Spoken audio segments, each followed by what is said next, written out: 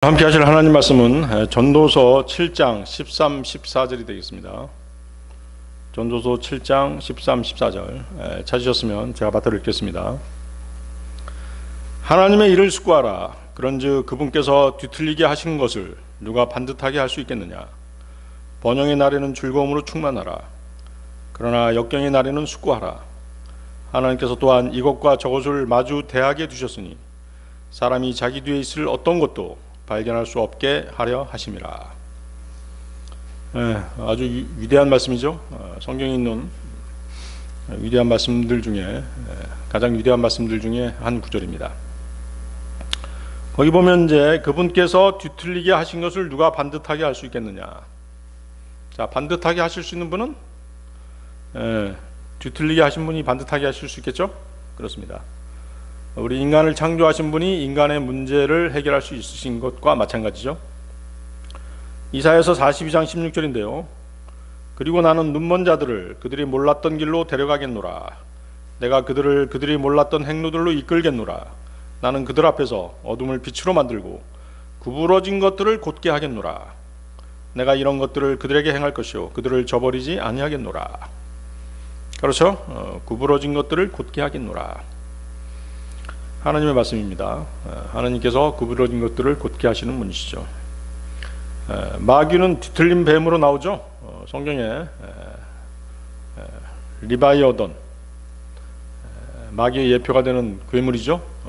리바이어돈은 뒤틀린 뱀인데요. 아무도 이 괴물을 상대할 수 없어요.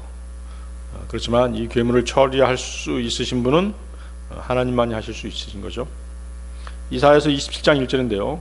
그날에 주께서 그분의 격하고 거대하고 강한 칼로 그 꿰뚫는 뱀 리바이어돈 곧 뒤틀린 뱀 리바이어돈을 벌하시리라. 그리하여 그분께서 바다에 있는 그 용을 살해하시리라. 전도서 7장 14절 다시 보십시오. 이 구절은 이제 구원받은 사람과 구원받지 않은 세상 죄인들 모두에게 적용할 수 있는 것이에요. 하나님께서는 그 어떤 사람도 자기의 미래를 예측할 수 없게 만드시는 것입니다. 하나님께서는 번영과 역경이 서로 끊임없이 교차되게 하심으로써 아무도 그의 뒤에 오는 것이 좋은 날일지 나쁜 날일지 또 번영의 날일지 역경의 날일지 알 수 없게 만드시게 해놓으신 것이에요. 아시겠어요? 사람들은 그 사실을 모르고 누굴 찾아가는 거예요? 점쟁이를 찾아가고 무당집을 찾아가고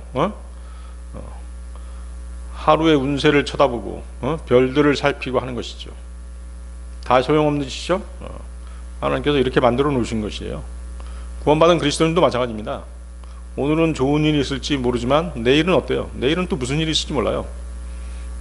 그래서 번영과 역경, 슬픔과 기쁜 일 이런 일들이 계속 반복적으로 이렇게 만들어 놓으셔가지고 그 다음 날에 어떤 일이 일어날지 모르게 만들어 놓으신 것이에요. 사람들은 그것을 깨달아야 되는 것입니다. 지금까지 살았던 세상 사람들 중에서 가장 지혜로웠던 왕 누구죠? 솔로몬 왕이죠. 솔로몬 왕은 때와 기회라고 하는 말을 썼어요. 때와 기회라고 하는 것은 갑자기 찾아와서 역경을 번영으로 바꾸기도 하고 또 번영을 역경으로 바꾸기도 한다라고 그렇게 얘기한 것이죠. 전도서 9장 11, 12절에 나와 있죠. 한 장 넘겨보면 이제 전도서 9장 11, 12절 보십니다. 내가 다시 돌이켜 해 아래에서 보았더니 경주가 빠른 자들에게 있지 아니하고 전투가 강한 자들에게 있지도 아니하며 빵이 지혜로운 자들에게 있지도 아니하고 재물들이 명철의 사람들에게 있지도 아니하며 호의가 기술이 있는 사람들에게 있지도 아니하니라. 그러나 때와 가능성, 여기 가능성은 이제 그 기회란 찬스입니다. 찬스, 가능성, 기회 같은 말이죠. 때와 가능성은 그들 모두에게 발생하느니라. 이는 사람 또한 자기 때를 모르기 때문이라.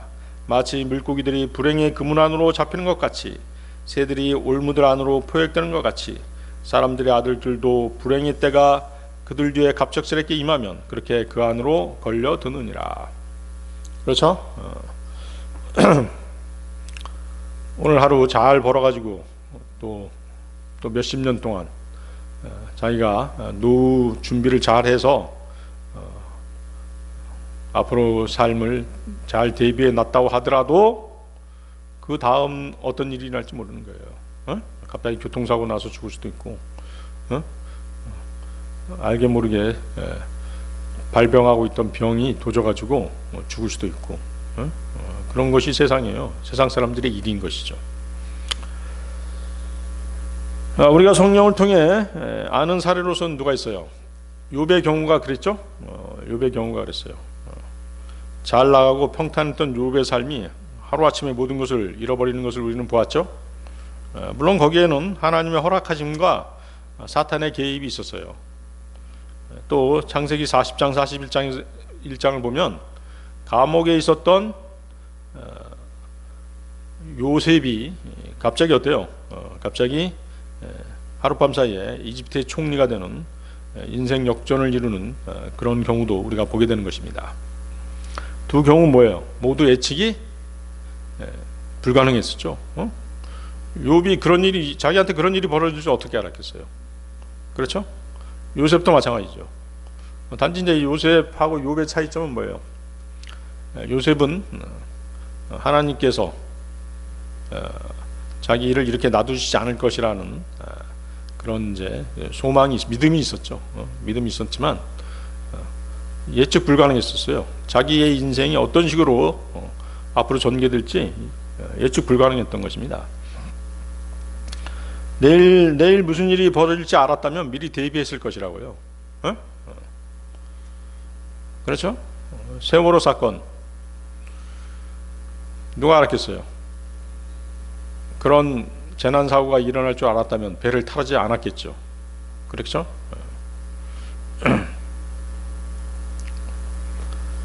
오늘 무슨 일이 일어날지 모르는데 내일 일을 말해서 무엇하겠습니까? 잠언 27장 1절 말씀인데요, 내일을 스스로 자랑하지 말라. 이는 하루 동안에 무슨 일이 일어날지 내가 알 수 없기 때문이라. 그렇죠? 사람들에게 역정이 닥치면 호사가들이라고 하죠. 말하기 좋아하는 사람들. 말하기 좋아하는 사람들은 그것에 대한 여러 관점들을 내비치는 것입니다. 철학적, 종교적, 문명론적인 갖가지 설이 등장하고 그것에 맞추어 역경을 극복한 여러 사례들을 들어 충고와 위로의 말들을 분물같이 쏟아내는 것입니다. 하지만 그런 위로와 충고들에서 인간의 생사 화복을 주관하시는 하나님에 대한 얘기는 눈을 씻고 찾아봐도 찾을 수가 없는 것이죠. 반면에 구원받은 성도들에게 역경은 세상적인 관점이 참고는 될지언정 근본적인 치유책 혹은 완전한 의미를 부여하지는 못하는 것입니다. 거듭난 성도들의 경우 역경은 역경 그 이상의 의미가 있기 때문인 것이죠. 성도들에게 일어나는 일들은 항상 영적인 일들과 연결됩니다. 그리스도인들에게 벌어지는 모든 일들은 우연이 없습니다. 모든 사건은 하나님께서 개입하시기 때문인 것이죠. 오늘 이 시간에는 역경의 나를 통해 알게 되는 것들이라는 주제로 하나님의 말씀을 나누는 시간을 갖고자 하는 것입니다. 역경의 나를 통해서 알게 되는 것들, 첫 번째, 모든 사건은 하나님께서 통제하신다. 모든 사건은 하나님께서 통제하신다. 로마서 8장 28절 보십시오.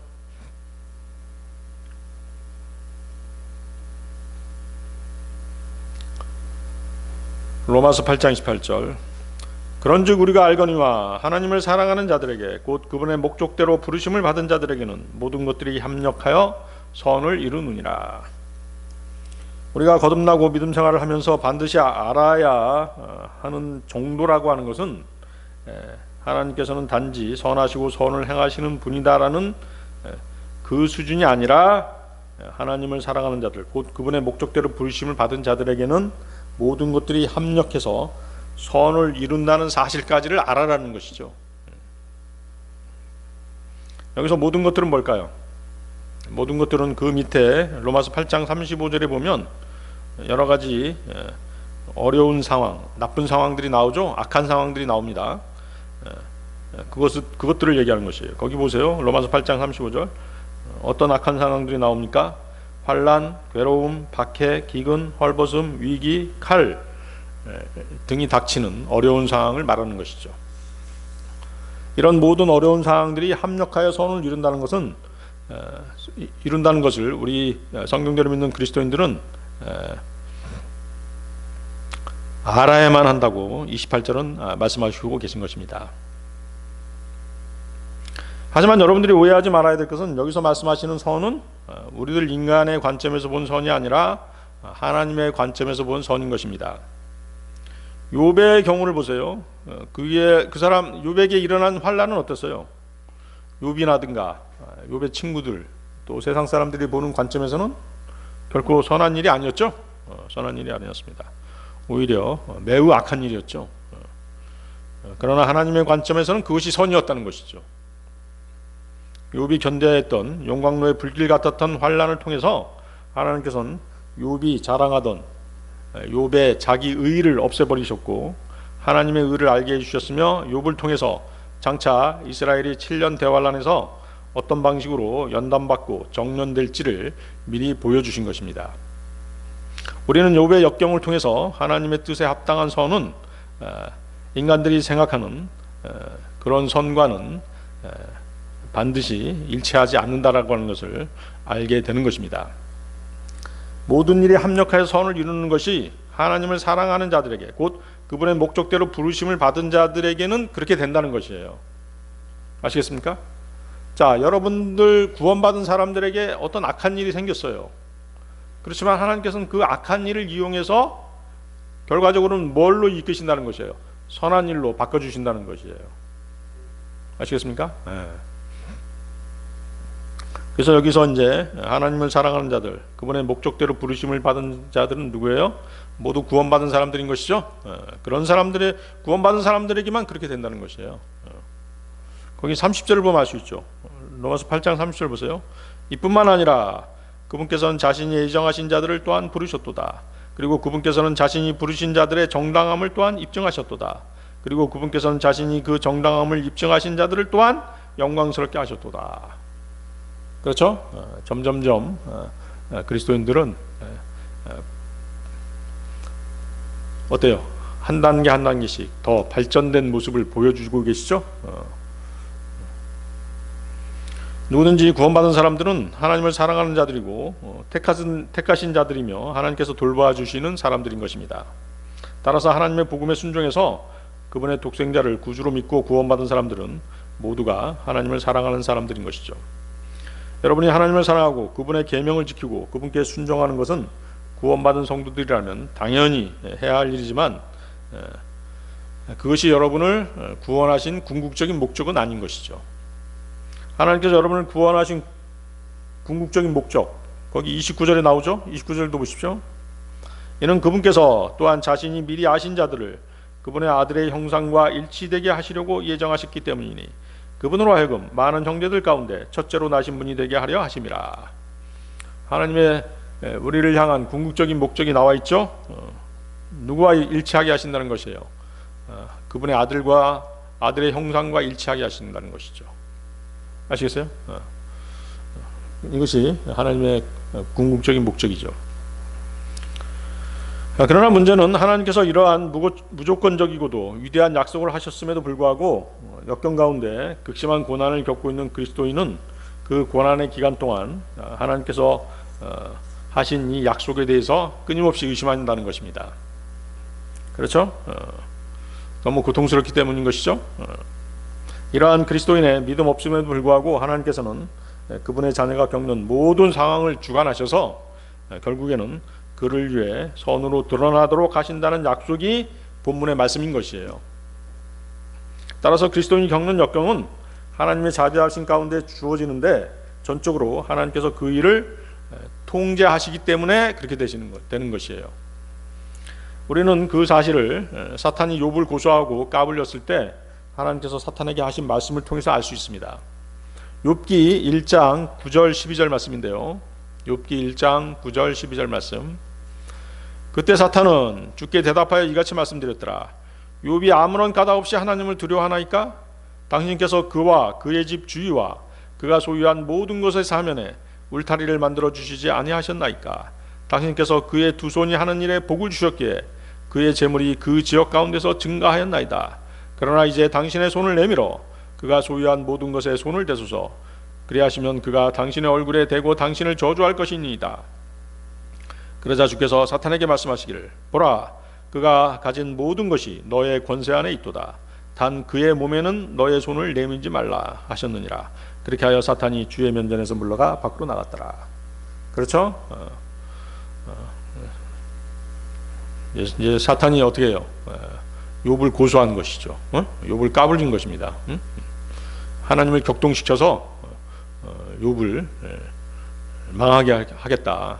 그러면 이제 욥이 하나님 당신을 저주할 것이다. 이렇게 이제 까불린 하나님을 격동시킨 것입니다. 그렇지만 하나님께서는 이제 어느 정도 제한을 주시죠. 그 욥의 재산, 욥의 재산은 그가 가진 모든 것, 재산뿐만 아니라 이제 그의 가족도 포함되겠죠. 그것은 너한테 맡기겠다. 그렇지만 욥의 몸에는 손대지 말라. 이렇게 딱 한계를 주시잖아요. 그러니까 하나님의 허락을 받은 사탄은 어때요? 즉시 나가자마자 어떻게 했어요? 욥의 자식들을 모두 죽게 만들었죠. 그리고 욥의 재산을 쳐서 무일푼으로 만들었어요. 그럼에도 불구하고 욥은 하나님에 대한 그의 믿음과 신실함을 잃지 않았습니다. 하나님을 저주하지 않았죠. 욥기 그 밑에 보세요. 욥기 1장 21절 22절 욥이 말하기를 내가 나의 어머니의 태에서 맨몸으로 나왔으니 내가 맨몸으로 그리 되돌아가리이다. 주께서 주셨으므로 또한 주께서 가져가셨나이다. 주의 이름이 찬양받으시기를 바라나이다 하였더라. 이 모든 것에 있어서 욥이 죄를 짓지 아니하였고 어리석게 하나님을 탓하지도 아니하였더라. 자, 욥이 이제 하나님을 저주하지 않자 또 어때요? 사탄은 또 꾀를 냈죠. 사탄은 간악하게도 욥의 맨몸마저도 요구하면서 욥을 극한의 상황으로 몰아갔던 것입니다. 욥기 이제 2장 보세요. 욥기 2장 4절 5절 보십시오. 욥기 2장 4절 5절 이에 사탄이 주께 대답하여 이같이 말씀드렸더라. 피부에는 피부위오니 진정 사람은 자신의 생명을 위하여 자신이 가진 모든 것을 줄 것이니이다. 그러나 이제 당신의 손을 내밀어 그의 뼈와 그의 살에 손을 대소서. 그리하시면 그가 당신의 얼굴에 대고 당신을 저주할 것이니이다. 사람이 자기 생명을 구하기 위해서 모든 재산을 다 바칠 수 있다. 그러니까 이제 그의 몸과 그의 몸에다 손을 대라. 그의 뼈와 그의 살에 손을 치면은 그때는 이제 욥이 항복하고 주님을 저주할 것이다. 이렇게 이제 욕을 한 것이죠. 자, 그러니까 하나님께서 어떻게 했어요? 사탄의 이러한 사악한 요구를 수용하시면서 또 이제 한계를 정해 주세요. 그 2장 6절 보세요. 그 밑에 2장 6절 보라 그가 너의 손 안에 있느니라. 그러나 그의 생명은 남겨둘지니라. 그렇죠? 욥의 뼈와 살을 네가 칠 수는 있지만 그렇지만 생명은 건드리지 마라. 하나님께서 통제하시는 것이죠. 하나님께서는 마귀가 성도의 모든 소유물과 재산을 빼앗아가도록 허용하시지만 몸에 손을 대지 못하게 하실 수 있으십니다. 주님은 그 뒤에 마귀가 성도의 몸을 치도록 허용하시지만 죽이지 못하게 하실 수 있으신 것이죠. 또 주님은 마귀가 성도의 생명을 빼앗도록 허용하시지만 성도의 혼을 지옥에 보내는 것은 결단코 허락하시지 않으시는 것입니다. 욥은 고난 가운데서도 하나님의 주권, 공의, 신실하심에 대한 믿음을 거두지 않았던 것입니다. 그러나 자신의 인내심을 초과한 극심한 고통과 슬픔은 시간의 흐름에 따라 그의 믿음에 점차 균열이 생기기 시작하는 것은 어쩔 수 없었던 것이죠. 육신의 약함 때문인 것이죠. 욥은 왜 하나님이 나타나셔서 자신의 고난에 대한 해결책을 제시해 주시지 않는지 이해할 수 없었던 것입니다. 욥이 고난에 처하자 찾아온 친구들은 욥이 당하는 고난은 욥이 범죄했기 때문에 그에 대한 징벌이라고 주장하면서 욥을 오히려 정죄했던 것입니다. 그러나 욥은 고난의 목적이 믿음을 단련하기 위한 것임을 강하게 주장합니다. 욥기 23장 10절에 그 내용이 나와 있죠. 욥기 23장 10절인데요. 그러나 그분께서 내가 택하는 길을 알고 계시느니라. 그분께서 나를 정련하셨을 때 내가 금같이 나오리라.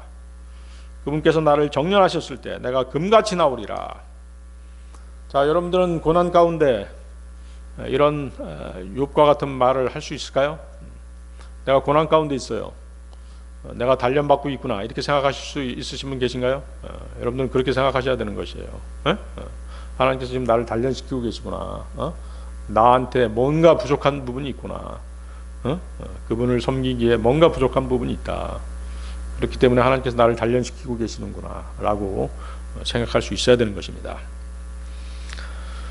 자, 욥은 환란에 들어가서 사탄에게 공격당하는 이스라엘을 예표하죠. 그렇죠? 환란 성도의 믿음은 불 속에 정련된 금과 같은 것입니다. 그리스도의 믿음을 단련시키는 것은 하나님의 말씀인데요, 그분의 말씀들은 은으로 표현됩니다. 그 은은 흑도가니에 정련되었으며 7번 정화된 말씀이라고 말씀하시죠. 시편 12편 6절이죠. 주의 말씀들은 순수한 말씀들이라 흑도가니 안에서 정련되어 7번 정화된 은 같도다. 하나님의 말씀이 여러분을 단련시키는 것이에요. 여러분들이 살면서 어떤 고난에 처하게 되고 역경에 처하게 되면 한번 곰곰이 생각해 보세요. 내가 하나님의 말씀에 불순종했던 적이 있었던가? 분명히 있었을 것이라고요. 그 말씀이 여러분들을 단련시키는 것이에요. 아시겠어요? 그런 단련을 받고 난 다음에는 어떻게 될까요? 하나님의 말씀에 순종할 수 있는 믿음이 생기는 것이죠. 자, 역경의 날을 통해 알게 되는 것들. 두 번째, 역경을 인내로 감당하게 하시고 단련시키기 위해서. 역경을 인내로 감당하게 하시고 단련시키기 위해서. 고린도전서 10장 13절 보십시오. 고린도전서 10장 13절.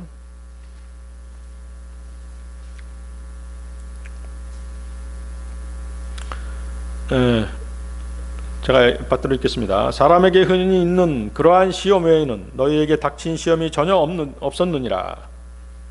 그러나 하나님께서는 신실하시니 너희가 능히 감당할 수 있는 것 이상으로 너희가 시험 받는 것을 허락하지 아니하시리라.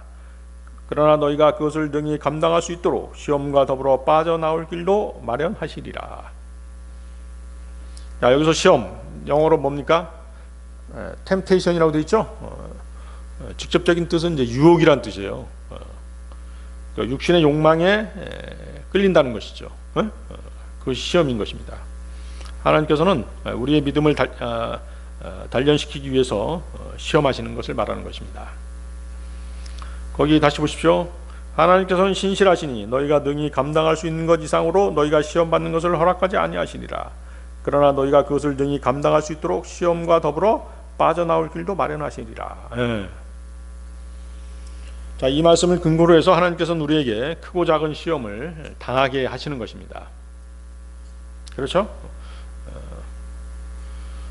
여러분들이 왜 우리한테 이런 시험을 주시나 이렇게 의아해할 필요 없어요. 예수님도 시험 받으셨잖아요. 그렇죠? 그래서 거기 보세요. 그 흔히 있는 시험. 흔히 있는 시험은 뭘까요? 누구에게나 닥쳐올 수 있는 시험을 말합니다. 예를 들어서 남한테 뭐 책임을 전가한다든가, 남을 비방한다든가, 화를 참지 못하고 버럭한다든가, 이런 것들이 흔히 있는 시험이에요. 그렇지만 어때요? 그런 걸 조절 못 하잖아요. 그걸 조절 못 해가지고 크게 낭패를 본다면은 이제 크게 낭패를 본다면 어떻게 해요? 그때 이제 어떤 깨달음을 얻는 것이죠. 아, 내가 이때 이렇게 했어야 되는 거구나. 그 형제에게, 그 자매에게 이렇게 했어야 되는 거구나. 그런 깨달음을 주시잖아요. 모든 그리스도인들은 시험을 피해갈 수 없는 것입니다. 내가 당하는 시험을 다른 형제 자매들도 똑같이 당하는 것입니다. 그러나 하나님께서는 신실하시기 때문에 우리의 능력으로 도저히 감당해낼 수 없는 그런 힘든 역경으로 우리를 시험하지 않으신다는 것이죠. 거기 보면 이제 뭐라고 말씀하세요? 빠져나올 길도 마련하시느니라. 요즘 세상에서 유행하는 말 있잖아요. 어떤 말이에요? 이것도 지나가리라. 이것도 지나가리라. 그 아주 괜찮은 말이라는 생각이 들어요. 모든 시험은 다 지나가는 것들이에요. 아시겠습니까? 그 책, 이런 말을 한 사람은 그리스도인 아닐지라도 아마 경험적으로 아니면 지식적으로 아마 그걸 깨달은 모양이죠. 그래서 이제 우리가 시험을 당하더라도 하나님께서는 반드시 빠져나갈 수 있는 길을 반드시 마련해 놓으신다는 사실, 여러분들 꼭 염두에 두셔야 됩니다. 그리고 이제 우리 힘으로 이제 능히 감당해 나갈 수 있는 정도의 시험밖에는 주지 않으세요, 사실은. 하나님께서 우리들에게 이렇게 시험을 하시는 것은 우리의 믿음을 더욱 견고케 하려는 그런 목적이 있었죠. 그런데 이제 그런 시험 중에는 뭐예요? 마귀가 우리를 미혹하기 위한 시험도 있는 것이에요. 그래서 이제 그런 시험, 마귀가 주는 시험인지 하나님이 주시는 시험인지를 분별하지 못하면 오랜 시간 동안 큰 고통 가운데 있게 되는 것입니다. 그래서 우리에게는 기도가 필요한 것이죠. 그리스도인들의 모든 역경은 하나님께서 좌우하신다는 사실을 항상 염두에 두고 있지만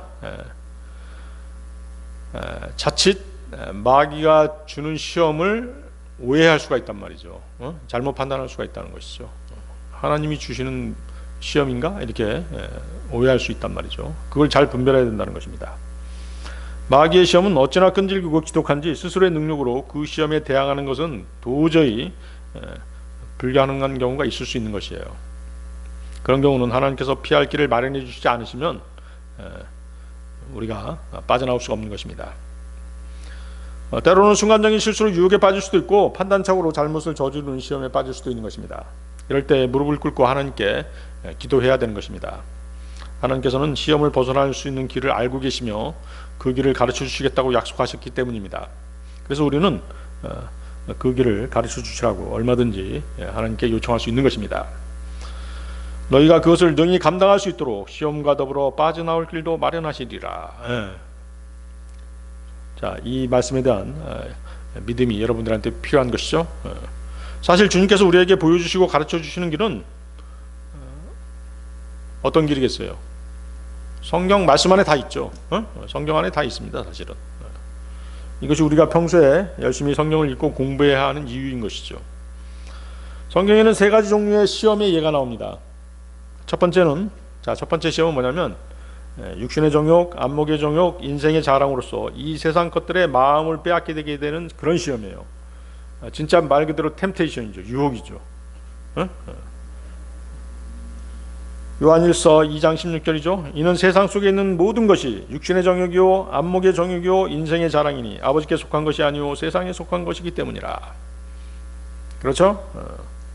이 세 가지 유혹은 이브가 선악을 알게 하는 지식의 나무를 보았을 때 가졌던 유혹이죠.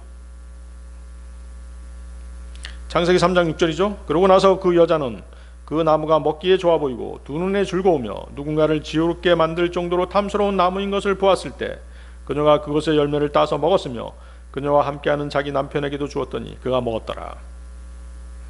이 첫 번째 시험은 하나님께 도움을 요청하더라도 하나님께서는 우리 스스로 해결하라고 응답하십니다. 아시겠어요? 잘 알고 있어야 돼요. 육신의 정욕, 안목의 정욕, 인생의 자랑은 어떻게 해야 된다고요? 여러분들 스스로 해결해야 된다고요.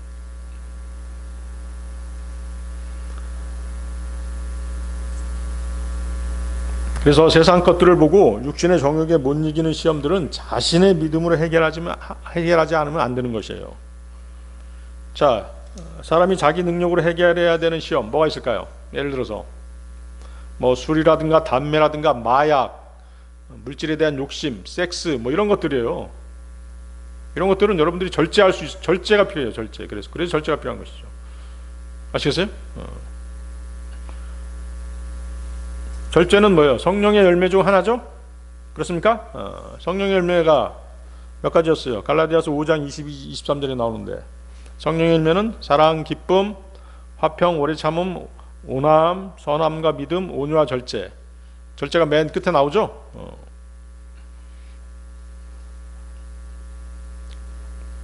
그래서 육신의 정욕, 안목의 정욕, 인생의 자랑에 대한 시험을 피하는 방법은 자신의 믿음으로 피해야 되는데 가장 중요한 것이 무엇이다? 절제라는 것이죠.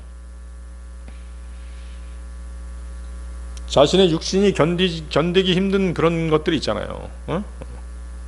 식탐 절제해야죠. 그렇죠? 아까 얘기했잖아요. 위장장애, 식도염 걸리는 게 뭐겠어요? 음식 때문에 걸리는 거잖아요. 그럼 절제해야죠. 음식을 절제할 수밖에 없습니다. 돈에 대한 욕심, 절제할 수 있어야 됩니다. 그렇지 않으면 더 큰 고생하는 것이에요.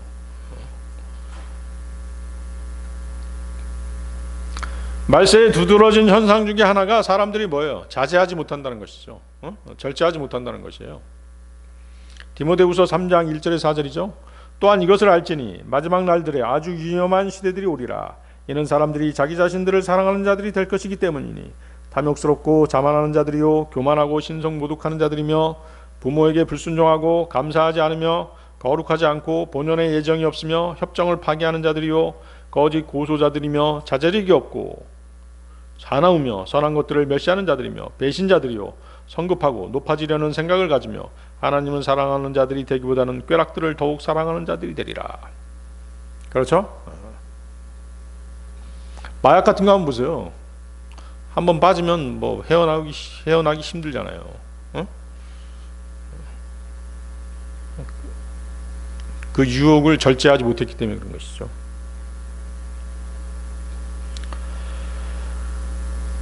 그렇지만 어때요? 자기 스스로가 해결해야 되는 시험이라고 해서 주님께 기도할 필요가 없다는 뜻은 결코 아니죠.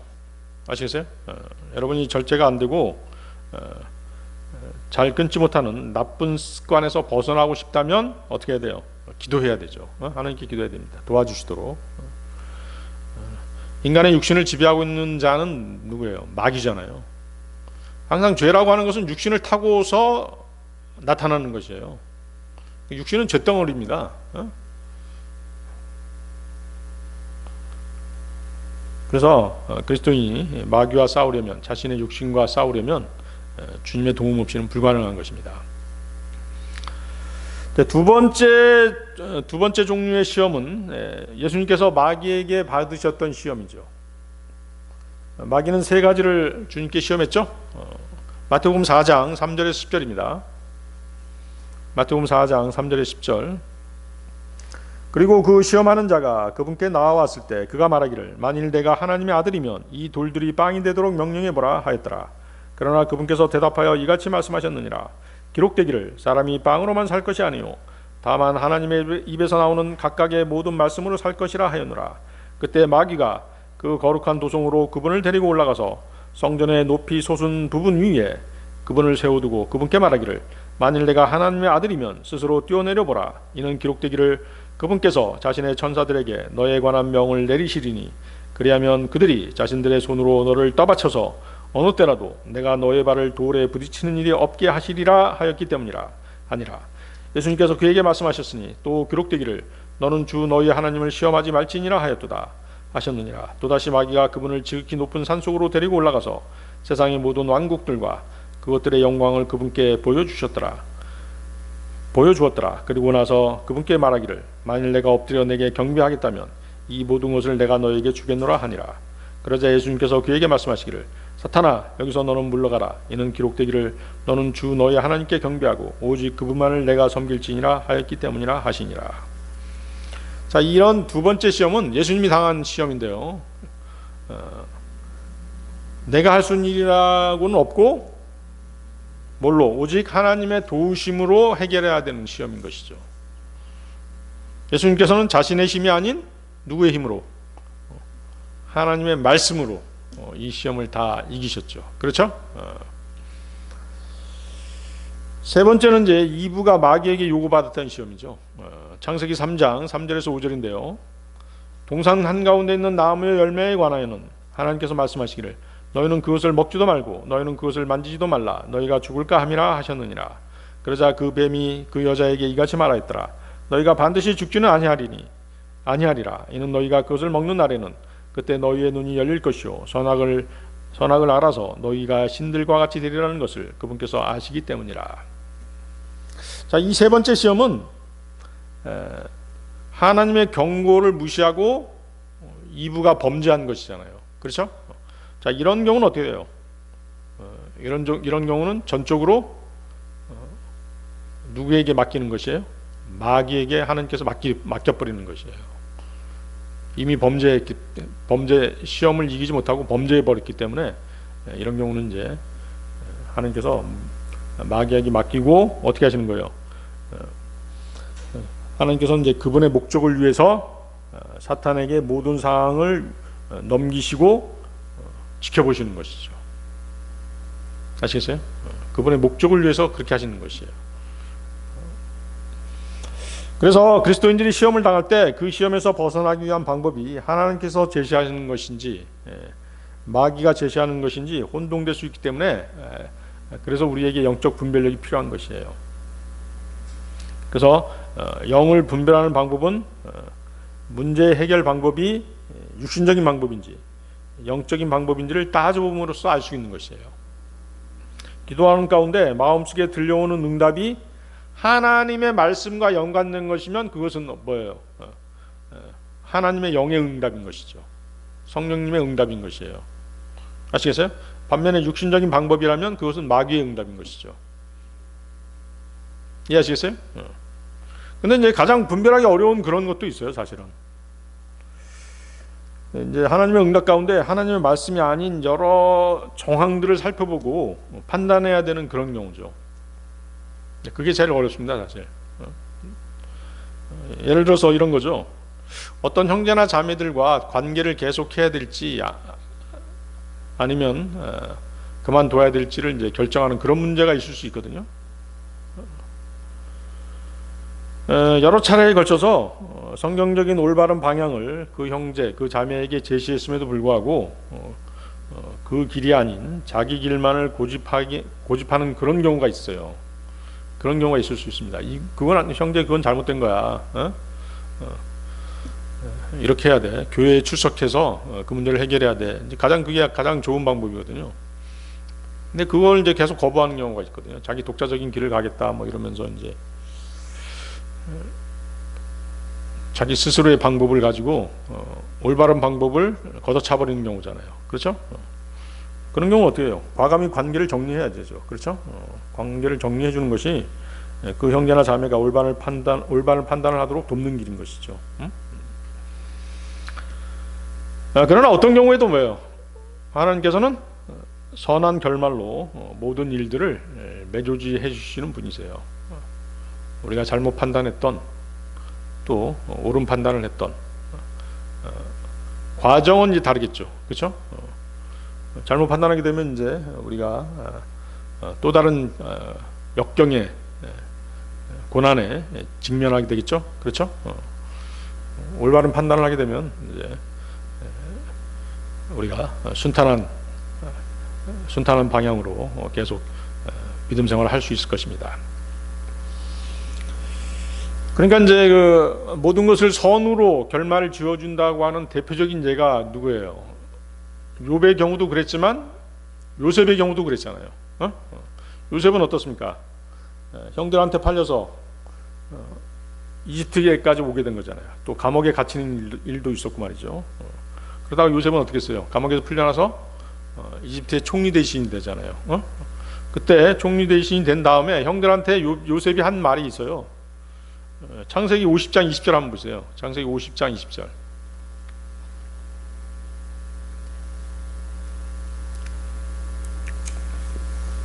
여러분들이 한번 기억해 두셔야 될 그런 구절이죠. 창세기 50장 20절. 그러나 당신들로 말하자면 당신들은 저를 대적하여 악을 생각하였으나 하나님께서 그 일을 선으로 의도하셔서 그것을 성취하시고자 이날과 같이 많은 백성을 구원하여 살리게 하셨나이다. 예.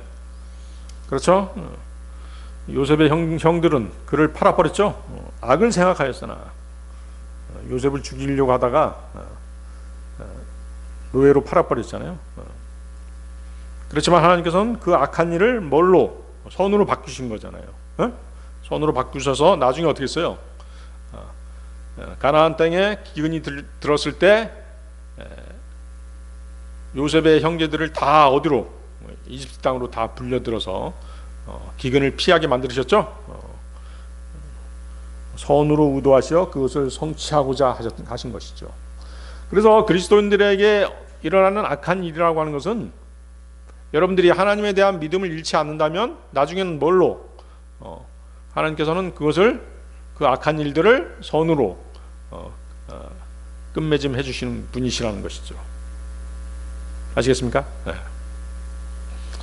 그래서 이 말씀은 창세기 50장 20절 말씀은 요셉이 모든 고난과 시련을 이겨낼 수 있었던 이유가 됐던 것이죠. 요셉한테는 이 믿음이 있었던 것이에요.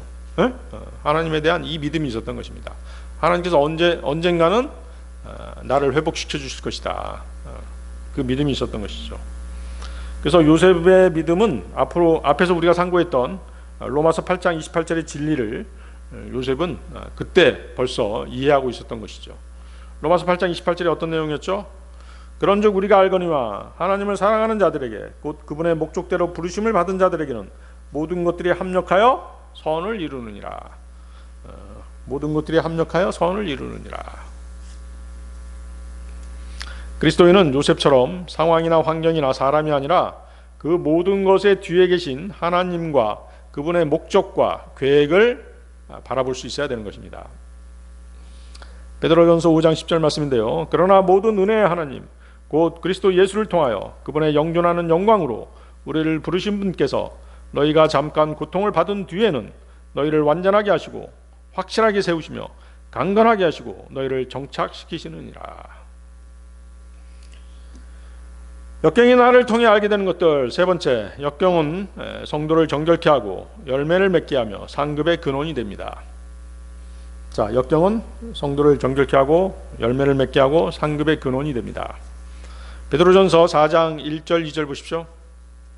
베드로전서 4장 1절 2절 말씀.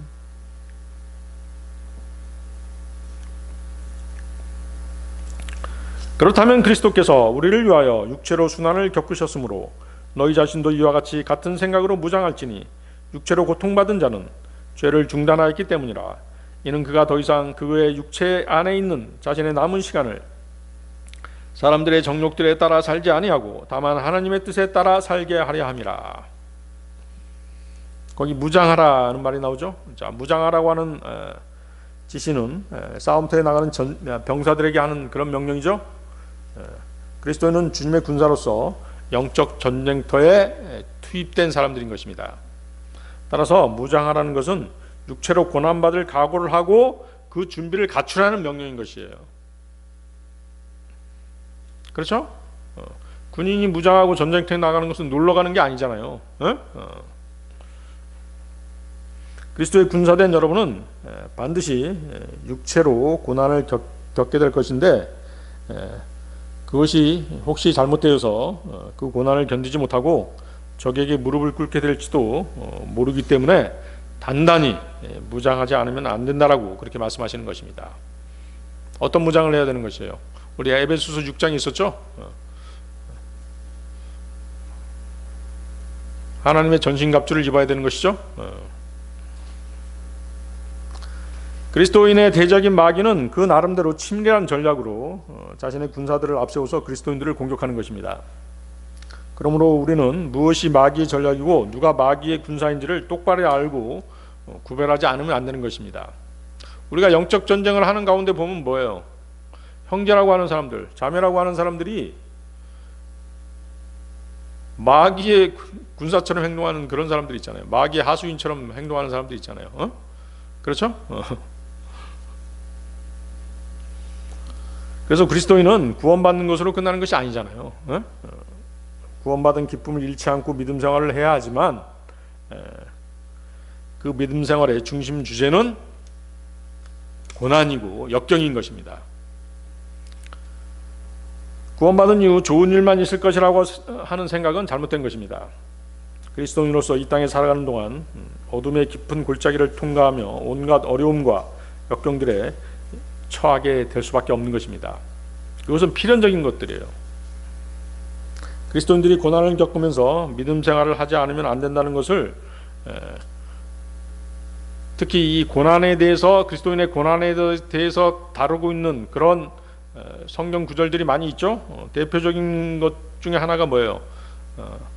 대표적인 서신 중에 하나가 베드로전서예요. 그래서 여러분들이 고난 가운데 있다라고 하면 베드로전서랄지 이런 고난을 주제로 하는 그런 서신서 그런 말씀들을 중점적으로 읽어보는 것도 도움이 될 것입니다. 우리는 고난을 주제로 하는 말씀을 읽으면서 그 고난이 주는 의미가 무엇인지를 깨닫게 해주시라고 반드시 기도해야 되는 것입니다. 그래서 여러분들이 어둠의 골짜기를 통과하는 가운데 주님이 발견케 해주시는 진리들로 인해서 주님을 찬양하고 영광을 주님께 돌릴 수 있어야 된다는 것이죠. 아시겠습니까? 항상 나는 괴로워 그런 가운데 있다가 고난을 끝마치는 게 아니라는 것이에요. 그것은 의미 없는 고난이잖아요. 그렇죠? 이 고난의 의미가 뭐냐? 하나님께서 왜 나한테 이 고난을 주신 것인가? 그것을 여러분들이 깨달아야 된다는 것이죠. 그리고 여러분들의 간증으로 나타낼 수 있어야 되는 것입니다. 거기 보세요. 육체로 고통받는 자는 죄를 중단하였기 때문이라. 아주 위대한 말씀이죠. 육체로 고통받는 자는 죄를 중단하였기 때문이라. 자, 이 구절은 이제 두 가지 의미로 해석할 수 있는데요. 하나는 그리스도께서 스스로 죄가 되셔서 육체로 고난을 받으시고 피 흘려 죽으심으로써 우리 인간들과 죄와의 관계를 완전히 끝장내 버리셨다는 그런 의미죠. 그런 의미가 첫 번째고요. 두 번째는 그리스도인이 육체로 고난을 받게 되면 고난의 고통으로 인해 죄를 짓는 일에서 손을 떼게 된다는 사실을 말하고 있는 것이죠. 그렇죠? 그리스도인이 하나님의 징계를 받아서 몸이 아파서 꼼짝달싹 못하고 병상에 누운 채 죽음을 생각하고 있는 처지에서 범죄를 꿈꾸는 사람은 없겠죠. 만약 그런 사람이 있다면 자신이 구원받은 그리스도인지를 다시 점검해 봐야 될 것입니다. 마귀에게 자신의 의지를 완전히 빼앗기지 않는 정상적인 그리스도인이라면 이런 경우 병상에 누워서 하나님께 간절히 기도할 것입니다. 따라서 고난은 세상 사람들과 다르게 그리스도인들에게 여러 가지로 놀라운 영향을 끼치는 것입니다. 고난과 역경을 통과하는 동안 그리스도인들은 자신도 모르는 사이에 정결케 된다는 사실이죠. 죄에서 손을 떼게 된다는 사실이죠. 나쁜 습관을 버리게 된다는 사실이죠. 그동안 잘못된 삶을 살아온 것에 대해서 눈물로 회개하고 다시 한번 기회를 주시도록 기도하는 가운데 낮아지고 겸손해진 자신을 발견하게 되는 것입니다. 이것이 그리스도인들에게 고난이 유익한 이유인 것입니다. 그렇죠? 또 아까 그런 위장병, 식도염 이런 거에 대해서 얘기했지만 우리가 또 절제할 수 있잖아요. 그런 징계를 받음으로써 절제할 수 있게 되죠. 여러분이 어떤 어려움에 처해 있는 동안 그 고난이 크면 클수록 절제할 수 있고 나쁜 습관에서 손을 떼게 해주신 것에 대해서 주님께 감사하게 될 것입니다. 시편 119편 67절인데요. 제 자신이 고난받기 전에는 길을 이탈하였나이다. 그러나 이제는 제가 당신의 말씀을 지켜왔나이다. 그렇죠? 고난받기 전에는 하나님의 말씀이 불순종했지만 고난을 거친 후에는 하나님의 말씀에 순종할 수 있는 믿음을 얻게 되는 것입니다. 시편 119편 71절입니다. 제가 고난받아온 것이 저에게 좋나이다. 이는 제가 당신의 규례들을 배우려 함이니이다. 그렇죠? 고난을 통해서 하나님이 내게 왜 이런 고난을 주시는지 그 고난의 의미들을 깨닫게 된다는 것입니다. 고난을 통해서 하나님의 넘치는 은혜를 받아들일 수 있는 사람이 행복한 사람인 것입니다. 반면에 그리스도인의 타락은 대개는 물질적인 풍요함이나 번영에서 시작되는 것입니다. 물질적인 풍요를 누린다고 해서 그리스도인들이 반드시 실족하고 타락하는 것은 물론 아니죠. 하지만 무엇인가 물질적인 필요가 충족될 수 있는 환경에 놓여 있다면 하나님을 찾는 일이 그만큼 뜸해지게 되는 것은 아주 자연스러운 일입니다. 하나님의 도우심이 없이도 자기가 가진 물질로 무엇이든 해결할 수 있다라고 하는 그런 생각이 마음속에 일단 자리 잡게 되면 그 사람은 필연적으로 하나님과 멀어지게 되는 것입니다. 그렇죠? 돈이 없다가 이제 돈이 갑자기 생겼어요. 그러면 이것도 하고 싶고 저것도 하고 싶고 그러다 보니까 뭐예요? 성경 말씀하고도 멀어지죠? 이 돈을 어떻게 써야 될지 그 궁리를 먼저 하게 되잖아요. 기도도 안 하게 됩니다. 그러다가 어떻게 해요? 다시 쫄딱 망하게 되면 이제 그때 다시 주님께 무릎을 꿇는 것입니다. 때문에 그리스도인들은 특히 번영을 누릴 때, 잘 나갈 때 스스로 하나님께로부터 멀어지는 자신을 미리 경계하지 않으면 안 되는 것입니다. 베드로전서 4장 2절 다시 보십시오. 베드로전서 4장 2절. 거기 어떤 말씀이 있습니까? 이는 그가 더 이상 그의 육체 안에 있는 자신의 남은 시간을 사람들의 정욕들에 따라 살지 아니하고 다만 하나님의 뜻에 따라 살게 하려 함이라. 그렇죠? 고난을 거친 후에는 이런 생각을 하게 된다는 것입니다. 그리스도인이 육신 안에 살아가는 동안 고난에 처하면 처할수록 인간의 정욕보다는 하나님의 뜻에 따라 살려는 욕구가 샘솟게 되는 것이에요. 아시겠어요? 그래서 우리 그리스도인들한테는 고난이 필요한 것입니다. 하나님께서 고난을 주시는 이유예요. 여러분들 어렸을 때 부모님한테 이제 회초리도 맞아보고 매도 맞아봤죠? 여러분들이 바른 길로 가도록 그렇게 하신 거잖아요. 하나님께서도 우리 영적인 부모님이시잖아요. 영적인 아버지시잖아요. 여러분들이 나쁜 길로 가지 않도록 올바른 영적 분별력을 가질 수 있도록 그렇게 징계하시고 고난을 허락하시는 것이에요. 또 시험하시는 것입니다. 이렇듯 역경을 통해서 하나님의 은혜를 깨닫게 된 그리스도인은 이제 성령의 열매 맺는 삶을 살 수 있는 조건을 갖추게 된 것입니다. 아까 성령의 열매 갈라디아서 5장 22절 23절 있었죠? 그러나 성령의 열매는 사랑과 기쁨과 화평과 오래 참음과 온화함과 선함과 믿음과 온유와 절제라. 이와 같은 것들을 대적하는 범위 저정없느니라. 에베소서 5장 8절 9절 말씀. 이는 너희가 예전에는 어둠이었으나 이제는 너희가 주 안에서 빛이기 때문이라. 빛의 자녀들로 살아가라. 이는 성령의 열매가 모든 선함과 의와 진리 안에 있기 때문이라. 여러분이 구원받기 전에는 어둠의 자식들이었습니다. 마귀의 권세 아래 살았었죠? 그러나 이제 거듭남으로써 하나님의 자녀요 빛의 자녀들이 된 것입니다. 세상의 빛은 예수 그리스도십니다. 그렇습니까? 하나님의 말씀은 빛입니다. 여러분들은 마음의 빛인 빛, 하나님의 말씀으로 거듭났죠? 그렇게 거듭난 사람은 빛을 사랑하고 빛을 따라 살고 빛 안에서 하나님의 빛 안에서 행해야 되는 것입니다. 여러분이 주님을 따르고 빛 안에서 행할 때 그때 성령의 열매를 맺는 것입니다. 성령의 열매는 아무나 흉내낼 수 없기 때문에 성경은 그들의 열매들로 너희는 그들을 알리라고 말씀하시는 것입니다. 여러분들 로마서 8장 17절 보십시오. 그렇죠. 우리가 교회 안에서 저 형제, 저 자매가 진정한 그리스도인인가를 어떻게 알 수 있어요? 그 형제, 그 자매가 내는 열매로 알 수 있는 것이잖아요. 자, 로마서 8장 11절. 그렇게 이제 성령의 열매를 맺게 되면은 그 다음에 이제 뭐가 필요한 것이에요?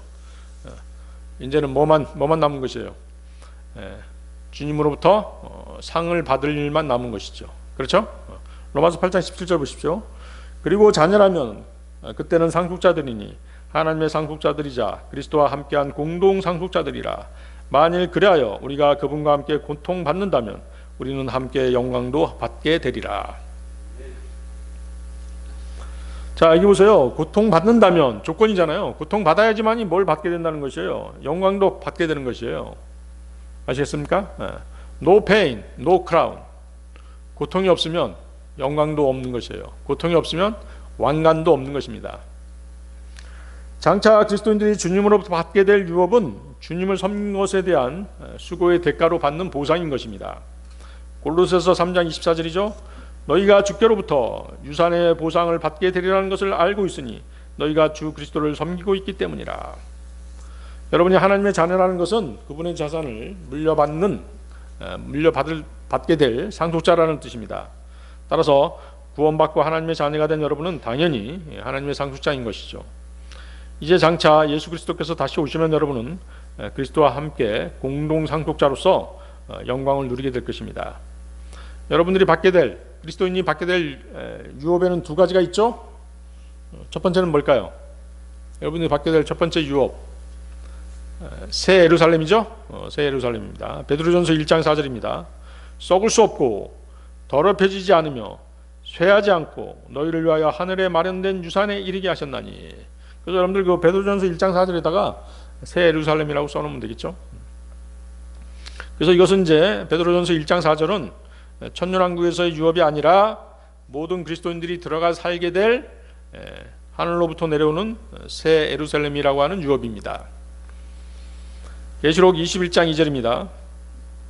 그런즉 나 요한은 거룩한 도성 곧 하늘에서 하나님께로부터 새 예루살렘이 내려오는 것을 보았는데 그녀의 남편을 위하여 단장된 신부같이 예비되었더라. 지금 셋째 하늘에는 뭐가 준비되어 있어요? 새 예루살렘이 준비되어 있는 것입니다. 자, 그런데 이제 거기 로마서 우리가 아까 읽었던 로마서 8장 17절에서 언급하고 있는 그리스도와 함께한 공동상속자로서 받게 될 유업은 새 예루살렘이 아니라 그리스도와 함께 통치하는 자로서 받게 될 천년왕국에서 유업을 말씀하시는 것이에요. 그래서 여러분들 로마서 8장 17절에다는 뭐라고 써놔야 돼요? 천년왕국에서 받게 될 유업. 그것은 뭘로 나타나는 것이에요? 통치권으로 나타나는 것이죠. 그래서 그리스도인은 장차 이 땅에 천년왕국이 세워질 때 땅을 유업으로 받고 그리스도와 함께 공동상속자로서 통치하게 되는 것입니다. 그래서 주님께서 오시기 전 지금 이 땅에서 주님께서 당하셨던 고난을 여러분도 같이 받아야지만이 같이 받는 것이 주님이 당하셨던 고난을 여러분도 받는 것이 그리스도인이 받는 것이 즉이 당연한 것이에요. 아시겠어요? No pain, no crown. 여러분이 그리스도와 함께 공동상속자가 되는 것은 조건적인 것입니다. 그리고 그 조건은 그리스도와 함께하는 공동상속자로서 그리스도와 함께 고난도 함께 받는 것이라는 것이죠. 디모데후서 2장 12절입니다. 만일 우리가 고통을 견딘다면 우리 역시 그분과 함께 통치하리라. 만일 우리가 그분을 부인한다면 그분 역시 우리를 부인하시리라. 자, 아주 놀라운 말씀입니다. 경고의 말씀이죠, 사실은. 우리가 고통을 견딘다면 이라는 구절은 거기 여러분들 디모데후서 2장 12절 보세요. 디모데후서 2장 12절. 찾으셨나요? 디모데후서 2장 12절. 만일 우리가 고통을 견딘다면 이것은 무슨 뜻하고 같은 것이에요? 우리가 고난을 당한다면 이런 뜻이죠. 고난을 당하면 그 뜻입니다. 그리고 거기 우리가 그분을 부인한다는 건 뭐예요? 그리스도와 함께 고난당하는 것을 부인한다는 것이에요. 거부한다는 것이죠. 그리스도와 함께 당하는 고난을 거부하는 것이 부인하는 것이에요. 아시겠어요? 따라서 그분 역시 우리를 부인할 것이다 하는 것은 무엇이에요? 그리스도께서도 우리와 함께 다스릴 것을 거부하신다는 것이죠. 통치권을 주지 않으신다는 것이죠. 아시겠습니까? 우리가 주님을 믿고 의지하지 않으면 우리는 그분께 신실하지 못한 것입니다. 그렇죠?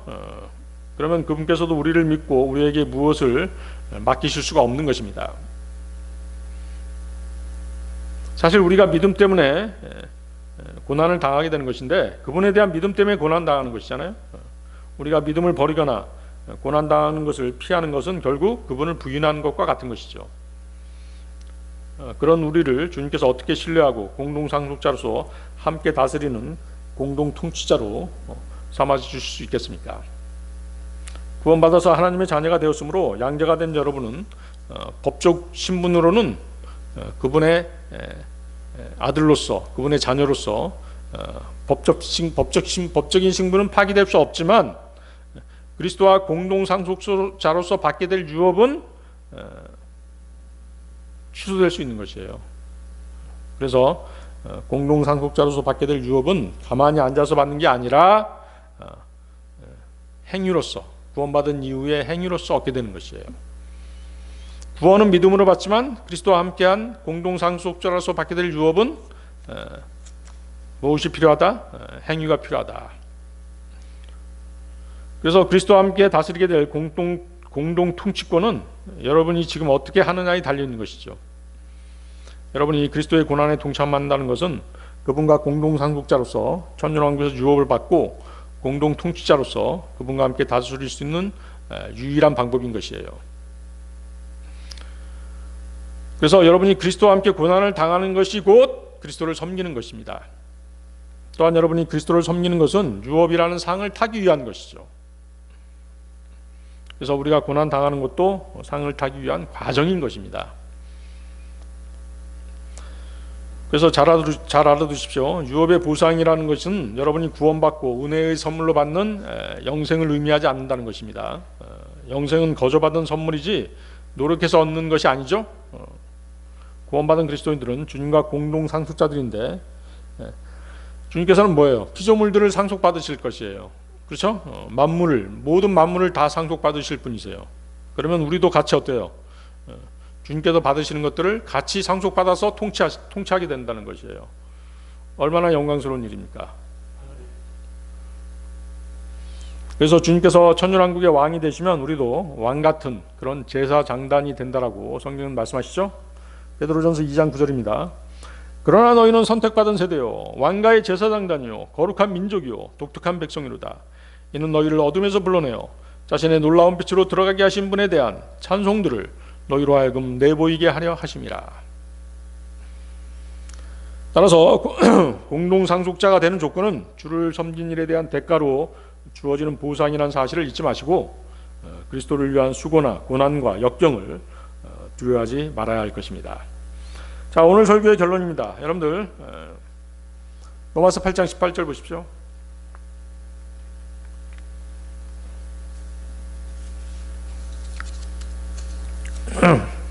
로마서 8장 18절. 이는 현 시대의 순환들이 우리 안에 나타날 영광과 비교될 만한 가치가 없다고 내가 간주하기 때문이라.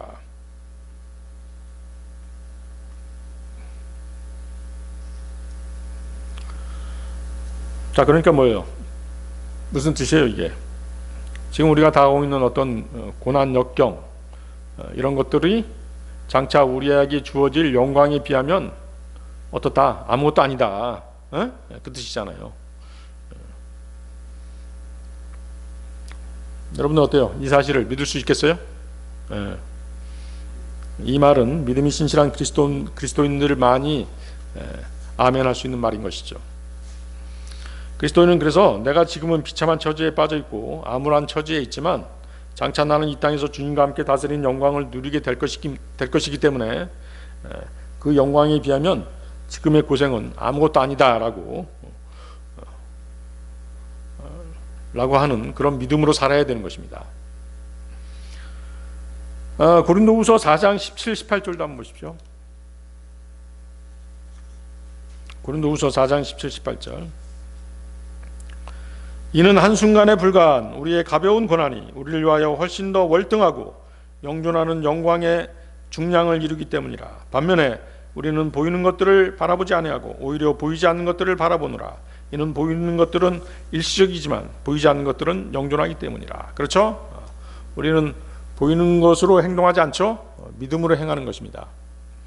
히브리서 10장 35절 36절인데요. 그러므로 너희의 확신을 내던지지 말라. 그것에는 크다큰 보상의 싹이 있느니라. 이는 너희에게 인내가 필요하기 때문이니 너희가 하나님의 뜻을 행한 뒤에 너희로 하여금 그 약속하신 것을 받게 하려 함이라. 그리스도인이 역경을 통과할 때 그 어려움의 결과가 어떻게 될 것인지를 알지 못할지라도 하나님께서는 모든 것을 알고 계십니다. 그러므로 성도는 모든 것을 하나님께 맡겨드리고 인내로 그것을 견뎌야 되는 것입니다. 주님이 바라시는 것은 악한 현 세상에서 인내로 우리 앞에 놓인 믿음의 경주를 우리가 계속하는 것입니다. 역경에 따른 시련과 고난은 우리의 믿음을 정련하기 위한 것입니다. 하지만 그러한 때일수록 하나님의 약속의 말씀을 붙들고 지혜를 구하고 말씀이 주는 위로로서 극복해낼 수 있어야 되는 것입니다. 역경에 따른 시련은 인내로 통과해야 되고 불평불만을 터뜨리는 것은 믿음의 단련을 포기하는 것과 같은 것입니다. 히브리서 10장 37절입니다. 이는 앞으로 잠시 후에는 오실 분께서 오실 것이요 지체하지 아니하실 것이기 때문이라. 그렇죠? 그분께서 잠깐 후면 다시 오시죠? 그때 우리는 지금 그분을 위해 그분을 섬기기 위해 수고한 모든 것들에 대해서 그분으로부터 상을 받게 될 것입니다. 다 같이 기도하시겠습니다.